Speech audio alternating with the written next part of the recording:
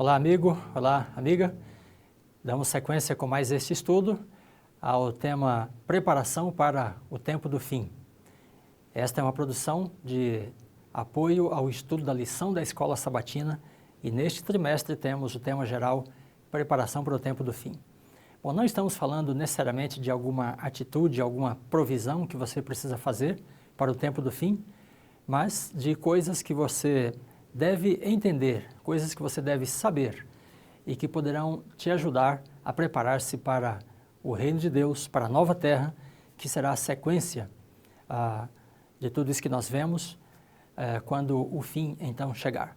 Então, lembrando que o fim, segundo as Escrituras, não é aniquilação, não é o término da nossa experiência nesta terra, mas poderá ser um recomeço, uma nova fase na sua existência, desde que você enfrente o tempo do fim como um crente em Jesus Cristo. E para esta semana, nós temos o tema Cristo no Santuário Celestial. Qual a relação entre o Santuário Celestial, a presença de Cristo lá, e o tempo do fim? É que Jesus foi para o céu, para o Santuário Celestial, para trabalhar em nosso favor e para nos ajudar a nos preparar apropriadamente para o tempo do fim. E o versículo para memorizar que temos para o estudo da semana está em Filipenses capítulo 2, versículo 9, que diz assim: Deus o exaltou sobremaneira e lhe deu um nome que está acima de todo nome.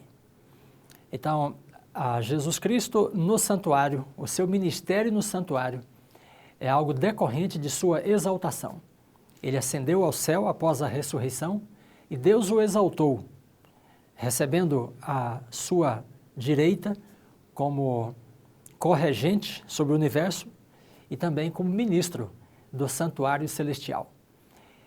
E Jesus ali comparece por nós diante de Deus. Uma vez que ele derramou seu sangue na cruz, ele agora pode fazer expiação por nós. E esse é o ministério que ele desempenha no santuário celestial. Bem, então para entender o tema do santuário, nós precisamos entendê-lo numa perspectiva bíblica. Eu vou mencionar então alguns textos bíblicos que nos ajudam a entender o ministério que Jesus exerce hoje no santuário. Qual a finalidade desse ministério? Eu gostaria então de inicialmente mencionar o primeiro santuário referido nas Escrituras. E você pode estar pensando, bem, era o santuário dos israelitas, porque em Êxodo Deus mandou os israelitas fazerem um santuário para que ele pudesse habitar com eles. Bem, mas antes desta habitação divina com os israelitas no deserto, Deus já havia habitado com o ser humano. E nós temos esse relato no início de Gênesis. Em Gênesis capítulo 2, versículo 8, a Bíblia diz assim: plantou o Senhor um jardim no Éden, na direção do Oriente. Sim, para muitos teólogos, para muitos estudiosos da palavra de Deus, o jardim do Éden era o primeiro santuário.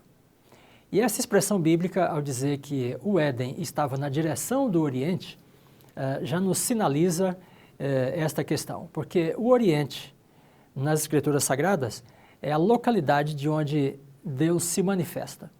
Então, quando vamos a Ezequiel especialmente, a glória de Deus se manifestava a partir da direção do Oriente ou do Leste. E nós temos isso no capítulo 28, versículo 13, também no 11, 23. E, portanto, quando a Bíblia diz que o Éden estava plantado na direção do Oriente, está dizendo que o Éden tem esta relação com o local de onde Deus se manifesta. Mas, além disso, o texto também nos diz assim, capítulo 2 de Gênesis, versículo 10. Saía um rio do Éden. Bem, essa expressão é bastante interessante, porque o livro está dizendo que um rio, uma grande fonte, né, brotava do Éden.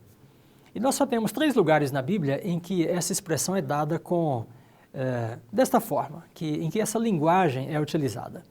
Nós vemos depois em Ezequiel capítulo 47, o profeta tem visões e ele diz que um rio brota do santuário de Deus. Então, o santuário é o ponto de partida, é o ponto de onde emerge ou surge, né, águas que formam esse rio. Depois disso, nós chegamos então no Apocalipse, capítulo 22, verso 1, e então João tem as visões do novo céu e nova terra, E ele diz que do trono de Deus, no novo céu e na nova terra, brota um rio, o rio da vida. Bem, então, o texto de Ezequiel e o texto do Apocalipse indicam para nós que o fato de do Éden brotar um rio coloca o Éden em paralelo com o santuário de Deus. E depois, quando lemos no capítulo 3 que Deus caminhava pelo Éden, então nós temos esta realidade de que o Éden não era só um lugar que Deus ia de vez em quando para falar com Adão e Eva, na verdade era um lugar em que Deus tinha prazer de estar. Ele vivia ali, ele caminhava por ali, ele passeava por ali. E, portanto, o Éden era um lugar de comunhão entre Deus e o primeiro casal. Então, o Éden aí era um santuário, o Éden era local de comunhão, o Éden era local de assembleia, de congregação de Deus com a sua criação. Bem, mas as coisas não permaneceram assim indefinidamente. Alguma coisa errada ocorreu e o Éden então deixou de ser esse local de comunhão. Em Gênesis capítulo 3, versículo 10, nós lemos o relato que diz assim: ouvi a tua voz no jardim e porque estava nu, tive medo e me escondi. Bem, então agora o Éden foi atingido, né? Houve uma irrupção do medo, da ansiedade dentro do paraíso. Por que isso ocorreu? Adão e Eva haviam pecado e eles se sentiram despidos. Essa condição de nudez é indicativa da condição de indignidade, de culpa e de um estado de rebelião também. Então, quando Deus se manifestou no jardim, Adão e Eva se sentiram apreensivos, eles na verdade estavam estressados e eles estavam ansiosos porque estavam com medo de enfrentar a presença de Deus por causa do pecado. Bem, então o Éden deixa de ser esse local de comunhão, esse local de convívio com Deus, porque Adão e Eva tiveram de ser expulsos do paraíso. Eles não puderam mais permanecer no santuário de Deus, que era o jardim do Éden. Depois, mais adiante na Escritura, nós temos o profeta Isaías, que nos explica um pouco da situação, porque ele diz assim, Isaías capítulo 59, versículo 2: as vossas iniquidades fazem separação entre vós e o vosso Deus, e os vossos pecados encobrem o seu rosto de vós. Bem, então, o que Adão e Eva sentiram foi uma separação. O pecado que eles cometeram os separou de Deus, de forma que eles não podiam mais estar na presença de Deus, não podiam continuar no Éden, não podiam continuar vivendo dentro do santuário em convívio com a presença do Senhor. Bem, então aí nós temos a sequência da história bíblica em que a humanidade, descendente de Adão e Eva, também padece desta separação. Entre nós e o Senhor Deus existe um abismo por causa dos nossos pecados, da nossa condição de iniquidade. Nós já nascemos em pecado, diz o salmista, e por causa disto nós não podemos viver na presença de Deus. Bem, e por causa desta separação, então Deus tomou medidas, Deus pôs em execução um plano. Ele não admitiu a realidade da separação de forma indefinida. Pelo contrário, ele colocou em operação um plano para reatar novamente as suas relações com os seres humanos. E é por isso que já em Gênesis também, no capítulo 3, versículo 21, a palavra de Deus diz para nós que o Senhor fez vestimenta de peles para Adão e Eva. E com esta informação bíblica, nós já nos deparamos com o fato de que o cordeiro foi provido para cobrir a situação de indignidade, de nudez do primeiro casal. Então, uma vida foi tirada para, a partir desta vida tirada, outras vidas pudessem ser preservadas.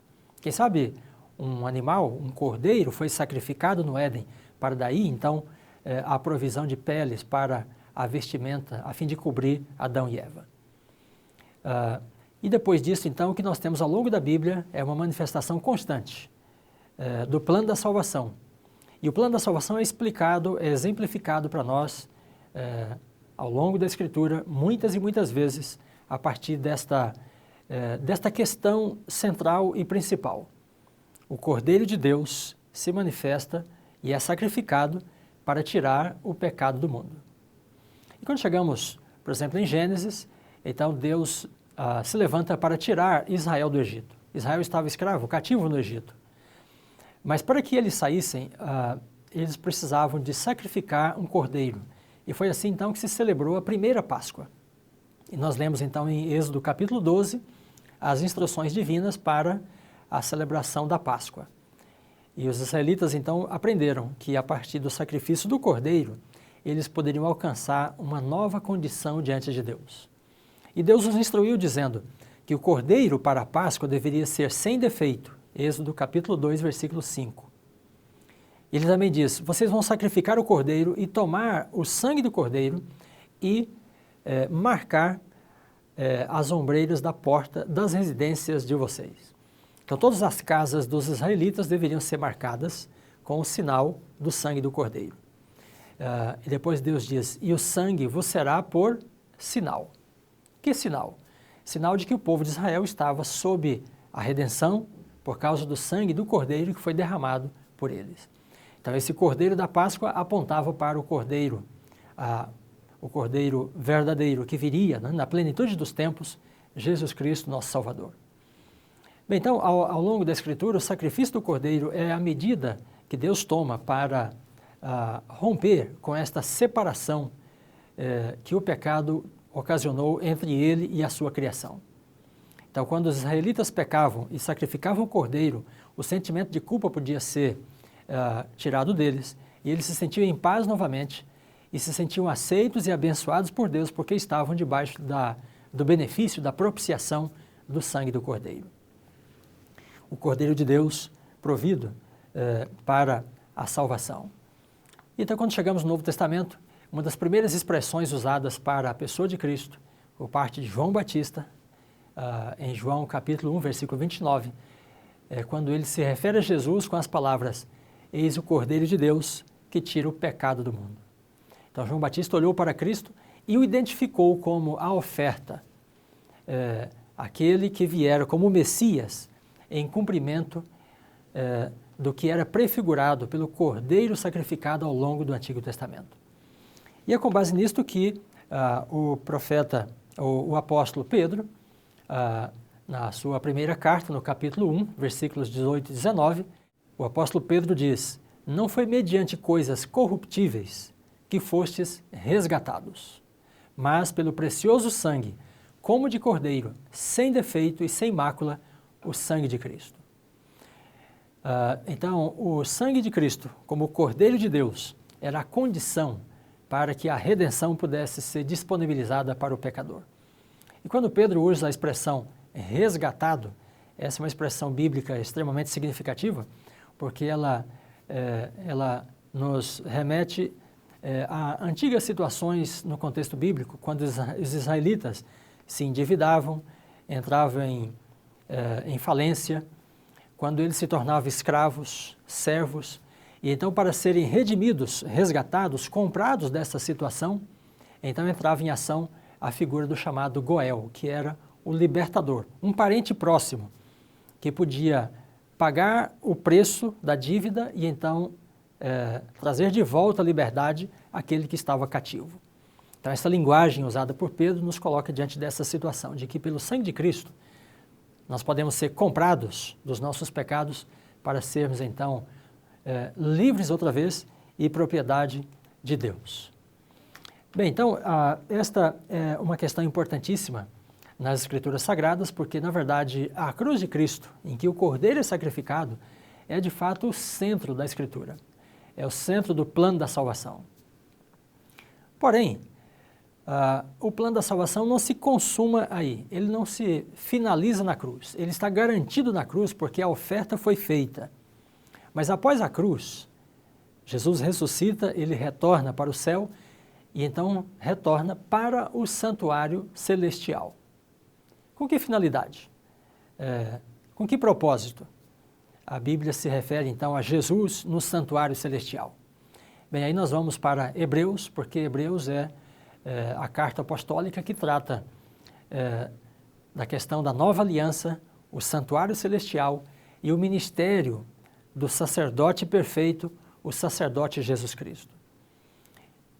Então, no capítulo 9 de Hebreus, nós temos a afirmação apostólica que diz: pelo seu próprio sangue entrou ele no Santo dos Santos, tendo obtido eterna redenção. Bem, para muitos evangélicos e protestantes, para muitos cristãos, uma vez que Jesus morreu na cruz, o plano da salvação estava consumado. Porém, o texto de Hebreus está dizendo para nós que, uma vez que Jesus realizou a oferta, ofereceu a oferta, seu próprio sangue, em seguida a isto, o texto diz, ele entrou no Santo dos Santos. E esta expressão em Hebreus, Santo dos Santos, pode também ser traduzida, ou seria melhor traduzida, como santuário ou lugares santos, indicando que Jesus entra no santuário após ele oferecer a oferta de seu sangue na cruz. Bem, então o plano da salvação continua a sua realização nesta fase em que Jesus entra no santuário celestial para oferecer o seu sangue como a oferta. O sangue que foi derramado na cruz, agora levado para o santuário. E isso nos faz lembrar do santuário israelita, porque ali havia o altar do sacrifício, onde o sacerdote fazia o sacrifício diário, fazia o sacrifício, a oferta pelo pecado, e em seguida, após degolar a vítima, ele entrava com o sangue do animal para oferecê-lo dentro do santuário. Então é isto que o autor de Hebreus está dizendo para nós, que Jesus, após a cruz, após derramar o seu sangue, ele entra no santuário para continuar a realização do plano da salvação. Depois disso, ainda no capítulo 9 de Hebreus, versículo 23, a Escritura diz: era necessário, portanto, que as figuras das coisas que se acham no céu se purificassem com tais sacrifícios. Então o apóstolo está dizendo que o santuário celestial era prefigurado pelo santuário terrestre, e então as coisas que eram figuras das realidades celestiais eram purificadas aqui na terra mediante o sacrifício ou o sangue do Cordeiro. Em seguida, então, ele diz assim: mas as próprias coisas celestiais se purificam com sacrifícios superiores a esses sacrifícios terrenos. Então, o sacrifício superior ao sacrifício do santuário celestial é o sacrifício de Cristo. E ele está dizendo, então, que uma vez feito esse sacrifício, Jesus ascende para o céu para purificar, e diz ele, as próprias coisas celestiais. Mas como assim? Como é que o céu pode ter contaminação? Sim, uma vez que nós confessamos os nossos pecados a Cristo, e eles são transferidos para Cristo, uma vez que ele fez a oferta de seu sangue, então ele entra no santuário para ministrar com o seu sangue em nosso favor. E nesse caso, então, simbolicamente, os nossos pecados são transferidos para o santuário celestial, assim como os pecados dos israelitas eram transferidos para o santuário terrestre. Então o apóstolo está dizendo que, por causa deste movimento que Jesus empreende, as coisas celestiais precisam ser purificadas. Então o santuário celestial é purificado, é feito nele uma expiação, e nessa expiação os nossos pecados são definitivamente cancelados diante de Deus. Bem, então o santuário celestial é local de consumação, de finalização do plano redentor de Deus. E Jesus comparece ali por causa do seu sacrifício para ministrar em nosso favor.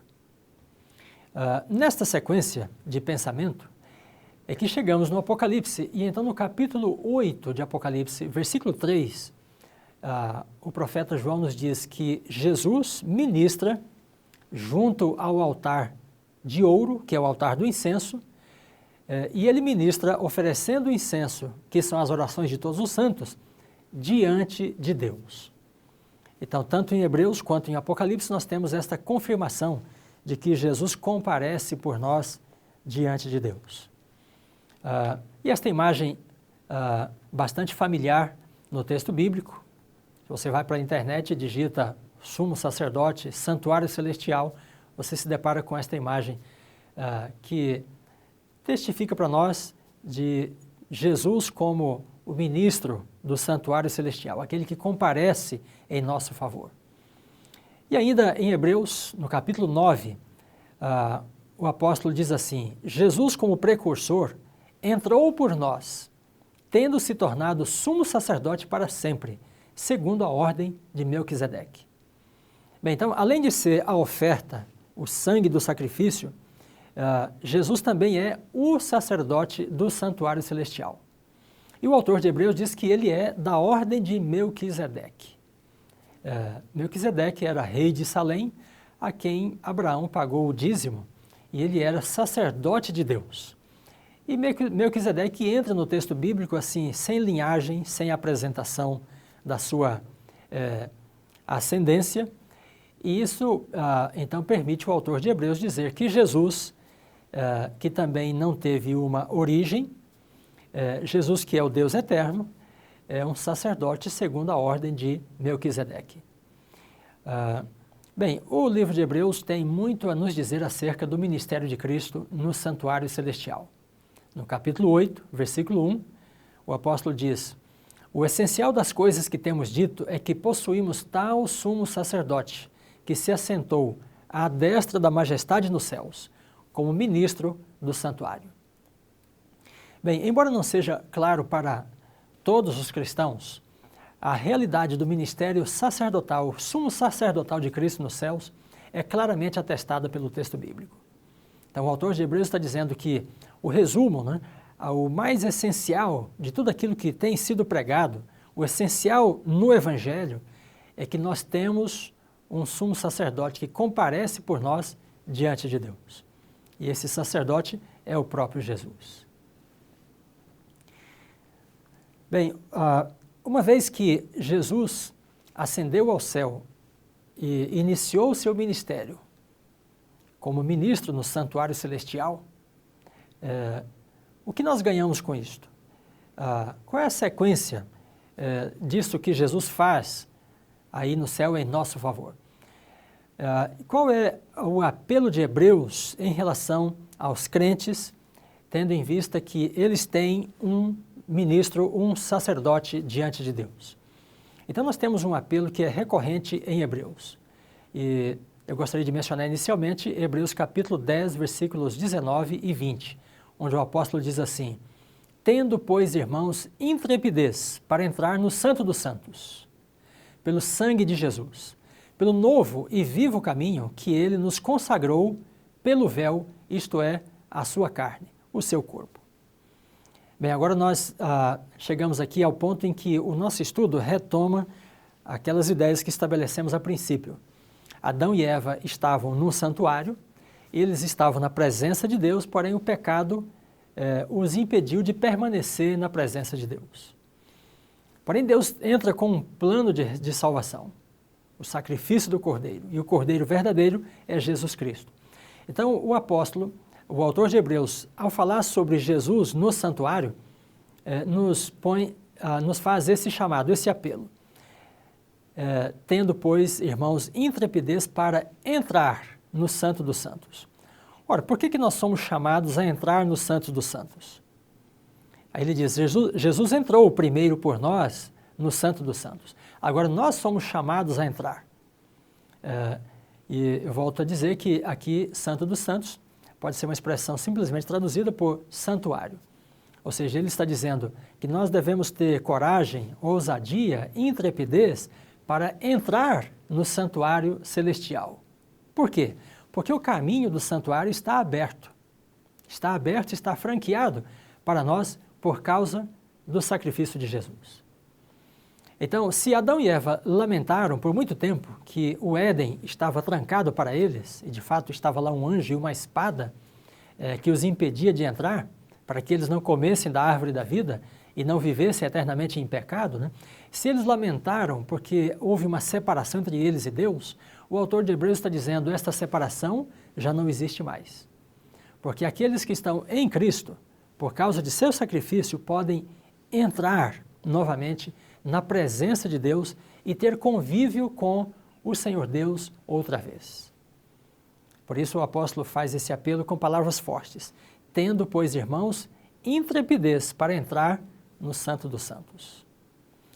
Bem, com esta mensagem do capítulo 10, em que o apóstolo capitaliza, né, o fato de Jesus estar por nós diante de Deus, para fazer esse apelo de que nós devemos entrar com Ele no lugar do santuário celestial, com base nisso nós podemos entender melhor Hebreus capítulo 4.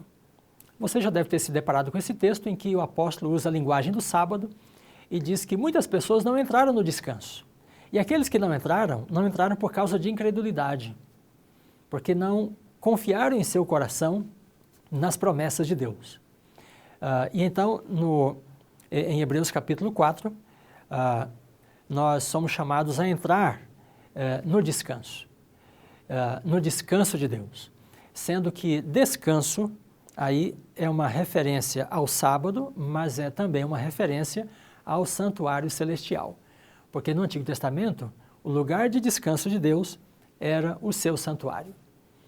Então, nós somos chamados a entrar no descanso, no sentido de que pela fé em Cristo nós podemos ser admitidos e podemos ser recebidos, né, com graça e na bondade do Pai diante da sua presença. Bem, então, o que o ministério de Cristo faz por nós no santuário celestial?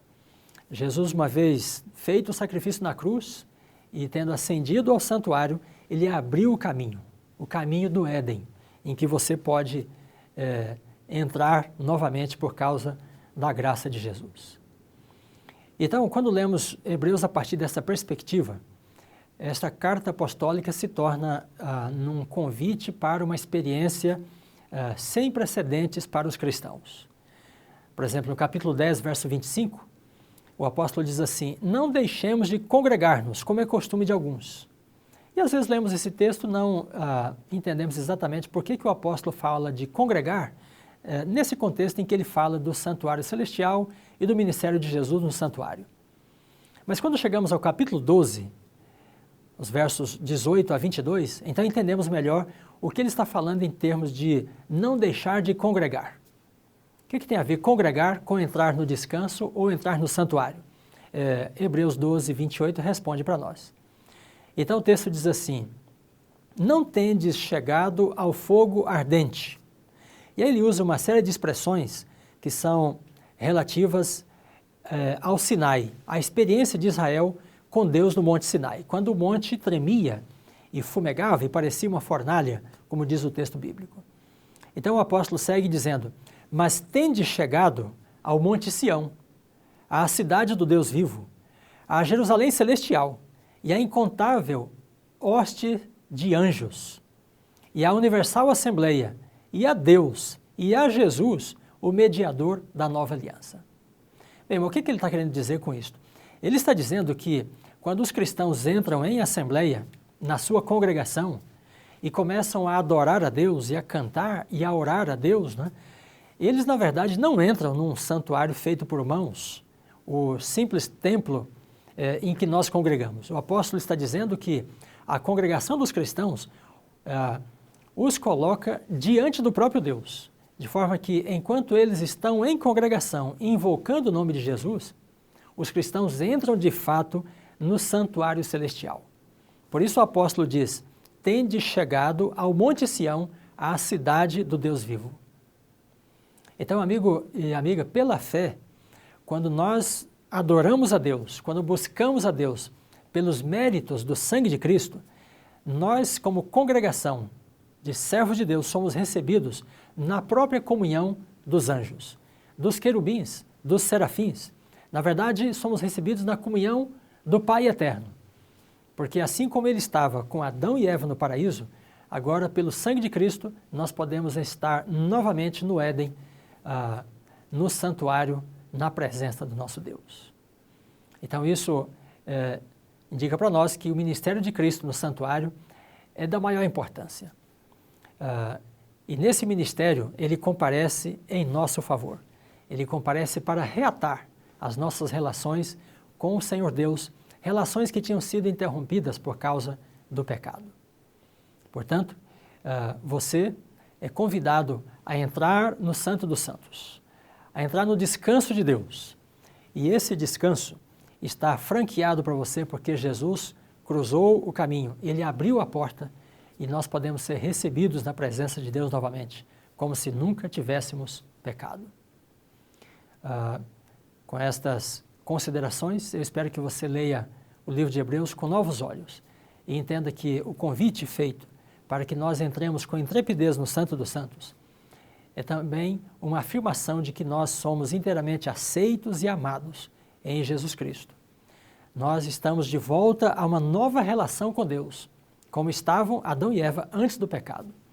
Nós podemos entrar no santuário e conviver com Deus, e Deus tem prazer em conviver conosco. E quando nós experimentamos a presença de Deus, oramos e cantamos, cientes de que estamos na presença de anjos, na presença do Espírito, na presença, como diz o apóstolo, da Jerusalém Celestial, da congregação de santos. Então, esta experiência é, de fato, uma experiência marcante para nós. Estar na presença de Deus é tudo que nós desejamos. E quando Ele retornar, Ele buscará a sua igreja para que nós estejamos na presença viva dEle e dali nunca mais nos apartemos. Que Deus te abençoe e que você creia e tome o caminho que está aberto na direção do santuário celestial, porque Jesus espera por você. Que Deus o abençoe.